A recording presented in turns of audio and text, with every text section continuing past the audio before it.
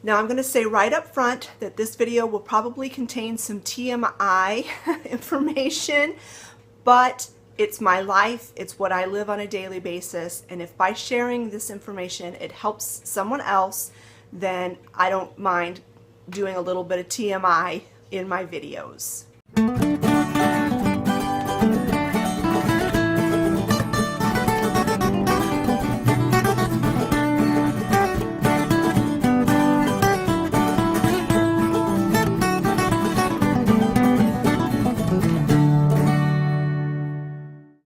Friends, you've heard me mention in several of my videos, probably on a weekly basis, that I have IBS. Now, I've gotten a few questions from people about IBS, what it is, and what I do to help my condition. There's been quite a few of you who have mentioned that you have stomach issues as well. Maybe you haven't gotten an official diagnosis of IBS, but you do have issues.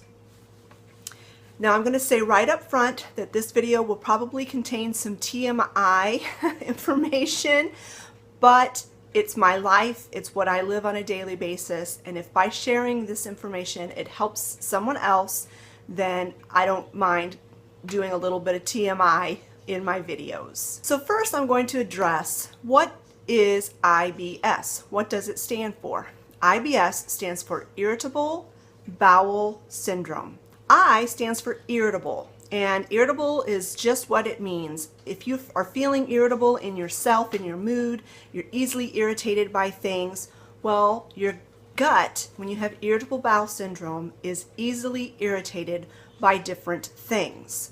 Bowel is exactly that. It affects your large intestine. It will affect the entire large intestine. The ascending colon, the transverse colon, and the descending colon. I have most of my pain in my transverse colon right across my belly button. And then syndrome is basically what doctors have put a label on this condition because there are no specific tests that can be done that will point to IBS, and there is no cure. When you go to the doctor with digestive problems that are unexplained, they have to go through a laundry list of other ailments and do tests to eliminate those other things. Once everything else is eliminated, then they will give you the diagnosis of irritable bowel syndrome. It is not a disease because there is no testing to find it, and there is no cure. So that's the difference between a syndrome and a disease. There has been a lot of research on irritable bowel syndrome, especially in the last few years, because more and more people are being diagnosed with it. Researchers have estimated that anywhere between 15 and 20% of the population of the Western world has IBS. That is a lot of people. They have also discovered that it is actually a brain-gut connection. There's a connection between the brain and the gut. Now, you know, throughout your whole body you have nerve endings, and they're constantly sending impulses to your brain. It's telling you, to move your fingers, or if you're touching a hot pan, to jerk it away because, oh, that's hot, and it's very instantaneous. Well, when you have irritable bowel syndrome, the gut and the nerve endings in your gut are hypersensitive and they're hyperactive, and they are constantly sending false alarms and false signals to your brain. So what may be normal digestive movement through the gut that the ordinary person doesn't even notice, a person with irritable bowel syndrome, the nerves in your gut aren't just saying, oh, I'm digesting this food. They're sending signals to the brain saying, ouch, this hurts, ouch, this hurts. If it is a food that is a trigger food, especially. But with me, sometimes I can eat a very clean diet and not do anything and stay away from all of my trigger foods, and I still have pain. I would have to say that just about every single day I have some issue with my irritable bowel syndrome. Most days it is manageable, and it's gotten to the point where I don't really even notice it anymore. But I would say that I have pain in my gut every day. They have also discovered that it is genetic, that there is a genetic issue to this syndrome. My grandpa on my dad's side, my dad's dad, had many digestive issues. Of course, back in those days, they didn't even worry about testing it. I don't even know exactly what he thought or how he handled it, but he just always had stomach problems. He would always just say, oh, I ate too much, and not ever connect to what he was eating. But he just always had stomach issues. Now, as far as I know, it skipped a generation. My dad does not have it, and I don't think any of his siblings have it. There were 6 children, and I don't think any of them have it. They may, I just don't know. But as far as I know, none of them have it. So it skipped the generation from my grandpa to me. Now I have 5 siblings, so there are 6 of us kids, and I am the only one of my siblings that have IBS. Now, it did not skip a generation from me to my children because Olivia is showing early symptoms of having IBS as well. Now, for my sister, it skipped 2 generations. It skipped from my grandpa, it skipped over my dad, it skipped over her, but it does affect 2 of her 4 children.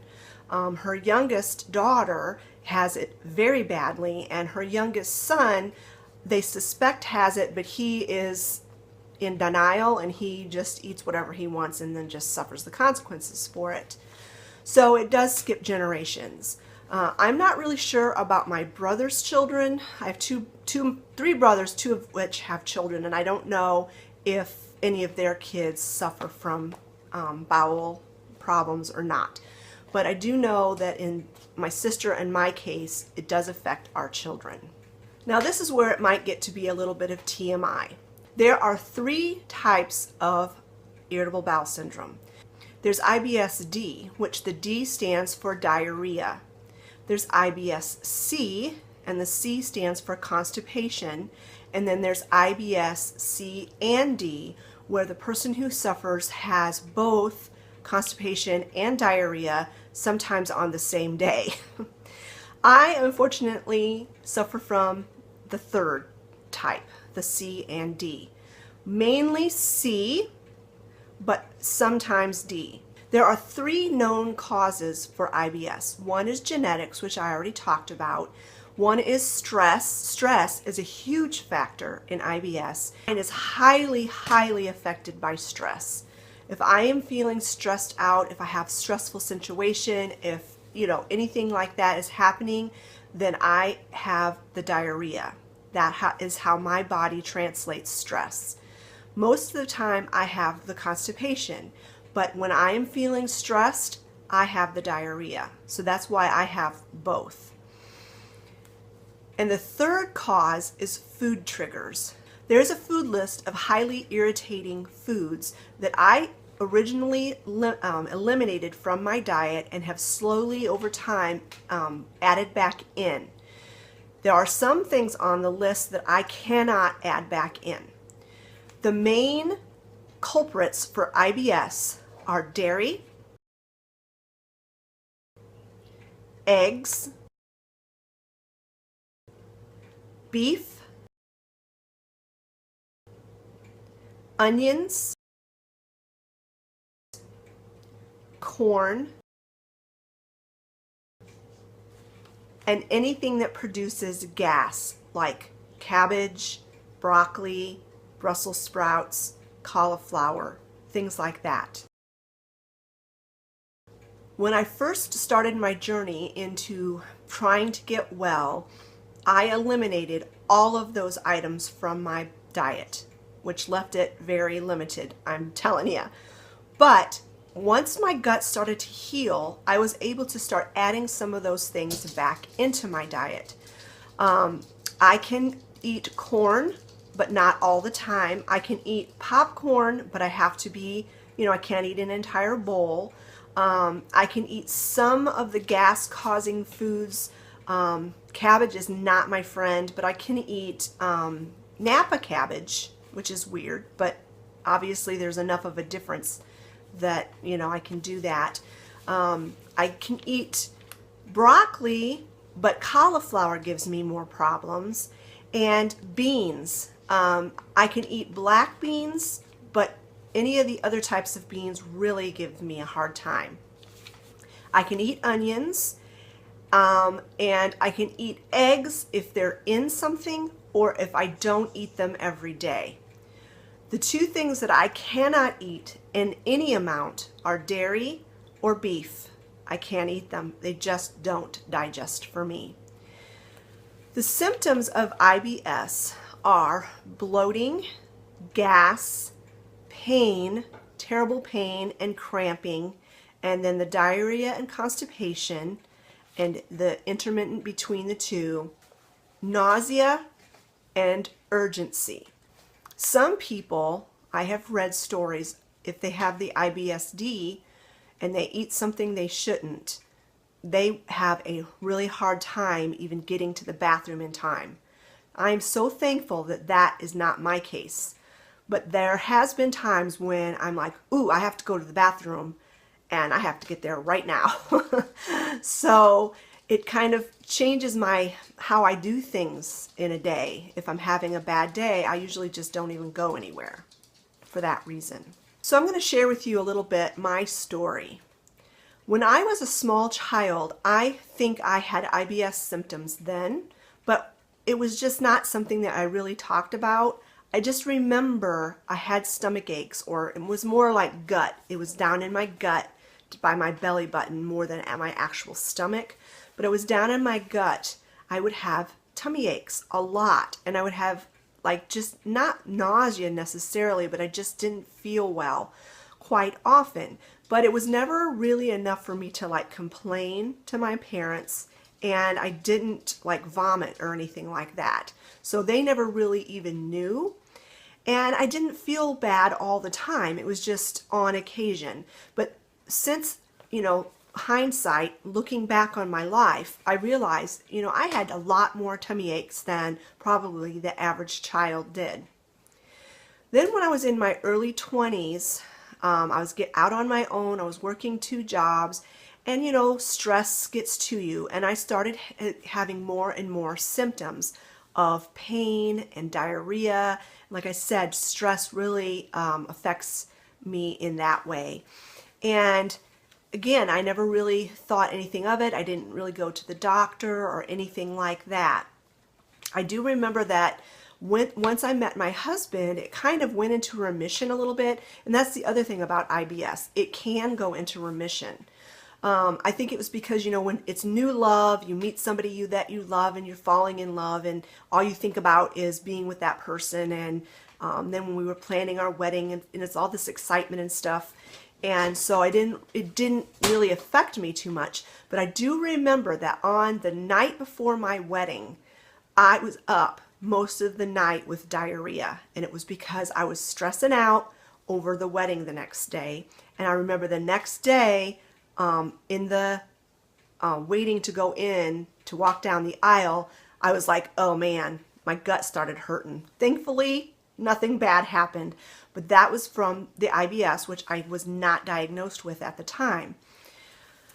Well then, life just went on and we were fine. I wasn't having major problems. I wasn't having problems all of the time. And then 4 years after we got married, I got pregnant with Travis, and I believe that the hormone pregnancies threw me into remission again because I had 0 problems, 0 with my gut.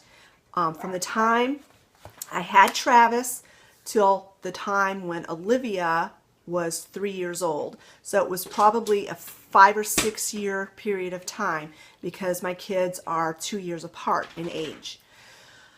And I didn't have any issues with my stomach at all and with my gut. Well, one day, out of the blue, Olivia was 3 years old, so that was 15 years ago. I woke up Saturday morning and I felt terrible. My stomach hurt, I had diarrhea, I felt nauseous, I felt terrible, and I thought I had the flu. Well, it just didn't get better. It didn't get better. And I don't know, I can't remember how long of a period of time before I started feeling better, but I would hazard a guess to say it was probably 2 years that I felt horrible every single day.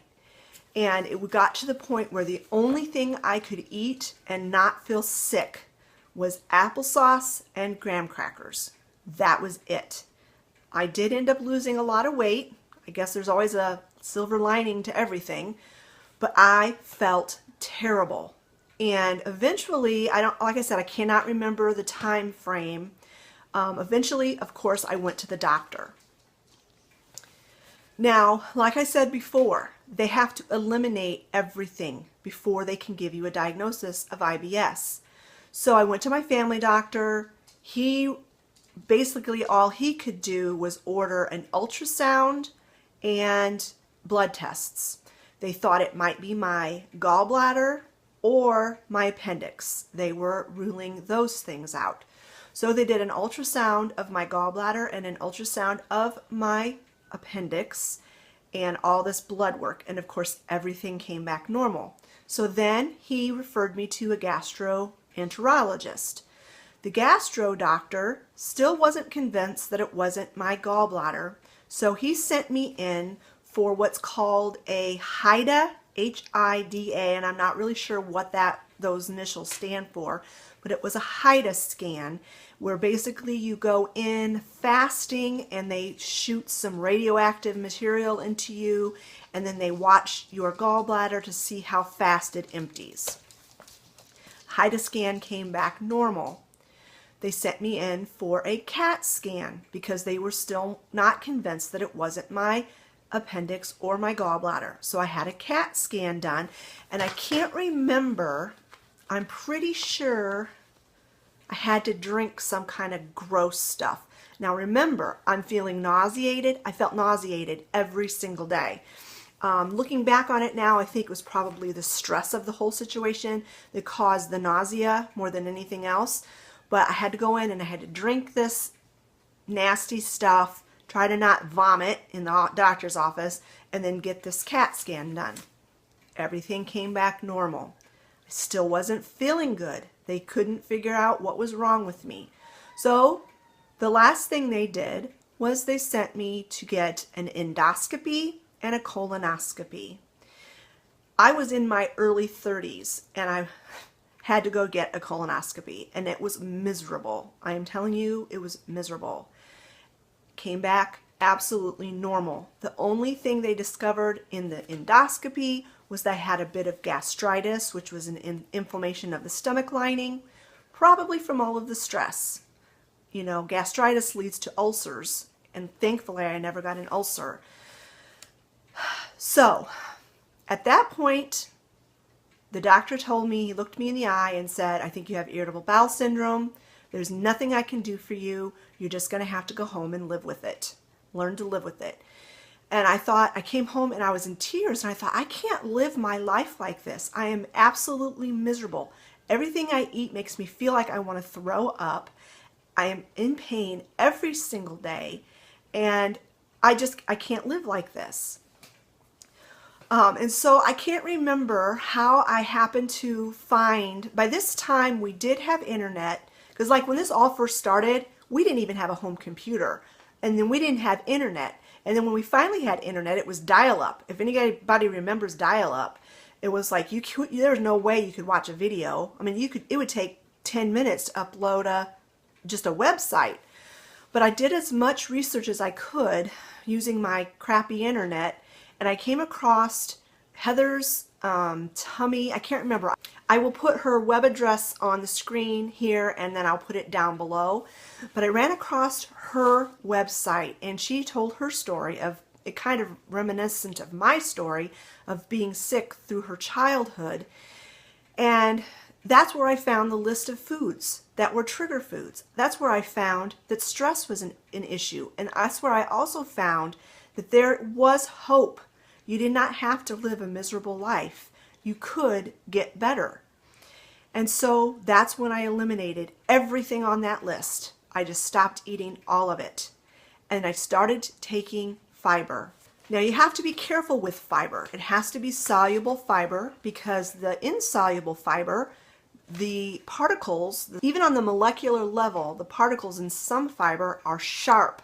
Like I can't eat flaxseed and I can't eat ground flax because on a molecular level their molecules are jagged and sharp and I can feel them in my gut. But I can eat chia because their molecules are round and smooth. So you have to eat soluble fiber. I use the Heather's Acacia fiber, and I will put a picture up here of what I use. And it helps immensely. It really does. She also suggests to use peppermint for cramps, and I'm telling you, peppermint is a miracle worker. When I'm having a bad day, I will make myself a really strong cup of mint tea. Usually use 2 to 3 tea bags for 1 cup, and I let it steep for a really long time, and that really helps. It helps with bloating and gas and cramping, the pain of the gut. It really does help. It relaxes those muscles. Another thing I will do, I keep Altoids in my purse, and I will put 4 or 5 of them in my mouth at one time, chew them up, get them into my system as quickly as possible, and that helps relieve that pain as well. When I'm in a pinch and I have nothing else available, I'll chew some mint gum. It will help at least with that yucky feeling that I get, and I get a lot of heartburn and stuff too, and I think that's from the gastritis more than the irritable bowel. But the gum definitely helps with that. Another thing I've found that helps with gas and the gas pain is this gas relief stuff. It's 88 cents at Walmart, and it's like a generic Gas-X, and that super helps as well.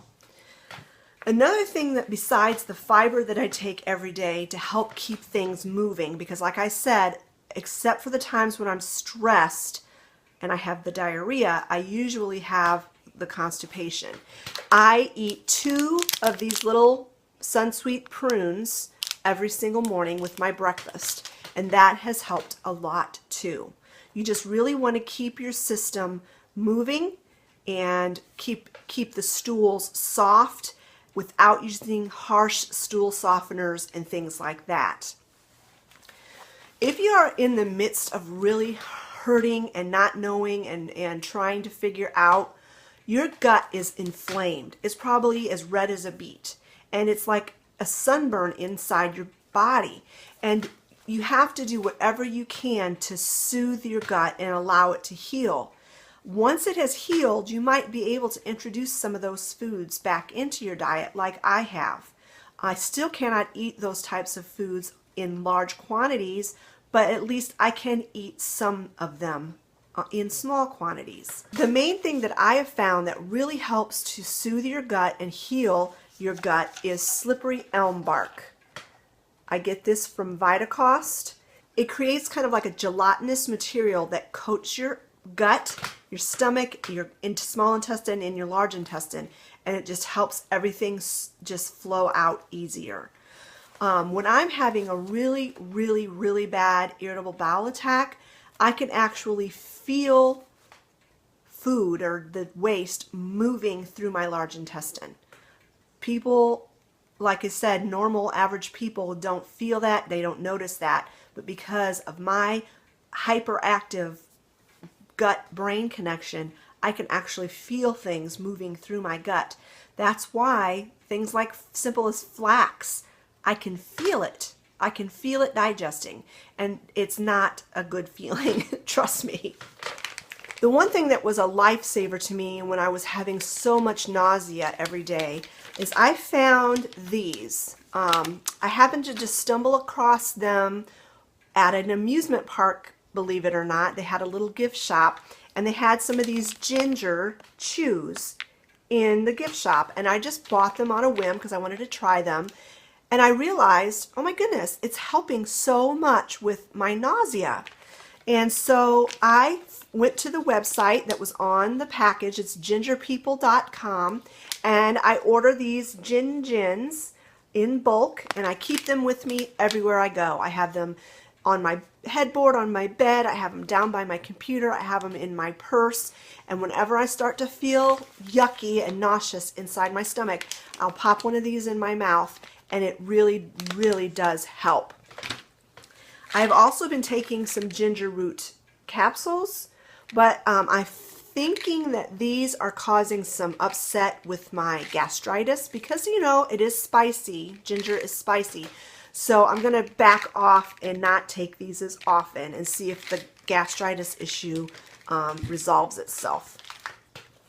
Because having pain in your stomach and heartburn all the time is not fun.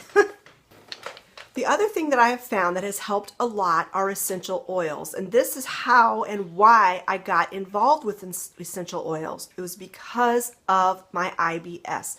I was so desperate to find relief that I tried everything, and I ran across these oils, and I started using them faithfully, and they really, really, really help. The one I use most of any, and just about every single day, is peppermint oil.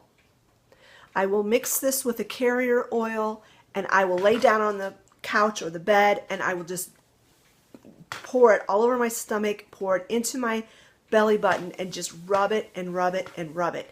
And then if I'm really having a lot of pain, I'll take a heat pad and put that on top, and then just drive that peppermint oil into my body and into my bloodstream, and it does definitely help with bad cramps. As a side note, it helps with menstrual cramps as well. If you're having menstrual cramps, use peppermint oil. And speaking of menstrual cramps, that's another thing with IBS, that prior to your menstrual cycle, a day or two prior, at least for me and for a lot of people, you will start having an IBS flare. Things will start bothering you more. Things that you could eat, you can no longer eat. You will have more pain and discomfort prior to your period. So just so you know, you're not losing your mind. It really is true. It has something to do with the hormone levels. I think that is why when I was pregnant and lactating, I did not have IBS. I went into remission because of the hormone levels in my body. I almost dropped it. The other oil that I use quite often is fennel. Fennel is very good for gas, bloating, pain, and all of that. So I use the peppermint oil a lot for nausea as well. I rub it, sometimes if my gastritis is really hurting me, I'll rub it even up higher up onto my neck and onto my chest. Yeah, I always smell like peppermint. The other thing that I have found that really helps is relaxation techniques. Like I said, stress is a major contributor to IBS, and I have really found that I don't meditate, and I don't do that kind of thing, but if I just lay still, get comfortable, get warm, cover myself up so that my muscles can relax, and then just close my eyes and visualize the pain leaving my body. It helps. It really does. I don't mean to sound weird or out there, but your mind, like I said, it's a brain-gut connection. And with IBS sufferers, your brain and your gut are too active. They're connected too much. And so if you can just take a few minutes in the day to just sever that connection and get your brain out of your gut, it really, really does help. I have found that technique of just laying still in a comfortable position where I'm warm, because I don't want to be cold, you don't want your muscles to be tense, and just breathing through your nose and out through your mouth and just chilling out for a while. It helps with all kinds of things. If I have a really bad headache that I can't get rid of, if I have my back is hurting me, if my knees are hurting me, whatever might be hurting me, if I take those times Sometimes it's 20-30 minutes in the evening. I'll do that. I'll lay on the floor in the basement. It's quiet. I'll have the lights out. I'll have a heating pad on me and a blanket, and I'll just chill out for a while and get my mind away and off of the issue. And it really does make a big difference. Another supplement that I take on a daily basis when I'm not out of it is probiotics. Those are very important, and I use the Pearl probiotics. Currently I am out of them, but I do need to get them soon.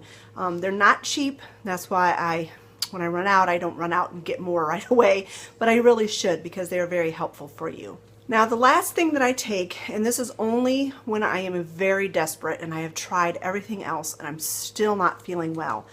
My family doctor did prescribe something for me. It's diclocamine. I don't know how to say that. It is the generic form of Bentyl, and it is a muscle relaxer, but it only relaxes the smooth muscles of your body, like your stomach and your intestines. And when I'm at the end of my rope and I've tried everything else and I'm still not, finding relief, then I will take my prescription drug. But I don't like to take it all the time. So that's my story. That's my reality. That's how I cope with my daily life. I hope that if you have IBS or if you have digestive issues that you suspect are IBS, that this video has been helpful for you. I hope that I didn't talk too long and didn't make you bored, but I did want to discuss all of these issues of what IBS is, my story, and how you can find relief from it. I'm still a work in progress. I still have days where I feel terrible and I have really no explanation for why I feel terrible. But I am a very anxious person. That's something that I struggle with, is anxiety and stress, and I know that that compounds things. So that's something that I have to continually work on. If you lasted all the way to the end of this video, then good for you. Thank you so much for hanging on with me. Thank you so much for watching. And like I said, if this has been helpful for you, just give me a thumbs up. And I truly hope that I have helped someone through my story. We'll talk to you later, friends. Bye-bye.